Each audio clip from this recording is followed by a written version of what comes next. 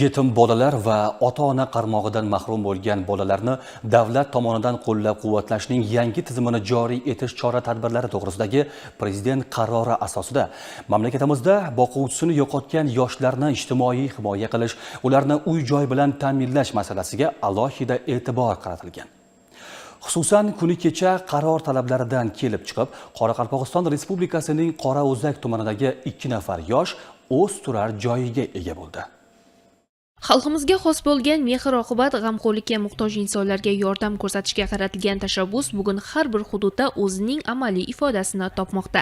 Qorao'zak tumanidagi Yesim mahallasida yashovchi Mehirbek Karimov va Ota makon mahalla fuqarolar yig'inida yashovchi Elbrus Qidirniyazovlar g'amxo'rlikka muhtoj yoshlarimizdan biri edi. Bugungi kun ular uchun quvonchli xabar bilan esda qolarli voqealarga boy bo'ldi. Sababi bu 2 nafar yoshga tumandagi Yangi O'zbekiston massividan barcha qulayliklarga ega 2 xonali turar joy rasmiylashtirilib berildi. Shu munosabat bilan o'tkazilgan tadbirda mamlakatimizda yoshlarga bo'lgan alohida e'tibor, ularni qo'llab-quvvatlash bo'yicha olib borilayotgan ishlar qayd etildi. Tuman hokimi xonadon egalariga uylarning kalitini topshirib, ularga ezgu tilaklarini bildirib va sharoitlar bilan ham tanishdilar.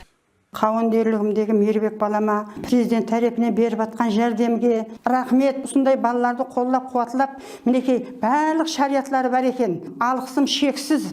Yoshlarimiz va ularning yaqinlari prezidentimiz yaratayotgan imkoniyatlardan mamnun bo'lib, o'z minnatdorchiliklarini bildirdilar.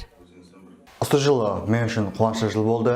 Себебі социал қорғау милли агенттігі тарапынан мен үшін барлық қолайлықтарға ие тұрақ жай кілттері тапсырылды. Һәм де осы жылы мен мемлекеттік жеңілдік шекарында Қарақалпақстан медицина институтына грант шекарында оқуға қабыл етілдім.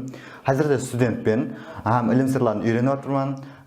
Келешекте мемлекетке қызмет қылушы жетік кадр болмақшымын. Бұл үшін менде hamma imkoniyatlar yetarli. Har qanday mehr va e'tibor insonni ruhlantirib, yangi yutuqlarga undaydi. Hukumatimiz g'amxo'rligidagi yoshlarimiz ham jamiyatimizning gullab yashnashiga munosib hissa qo'shadi.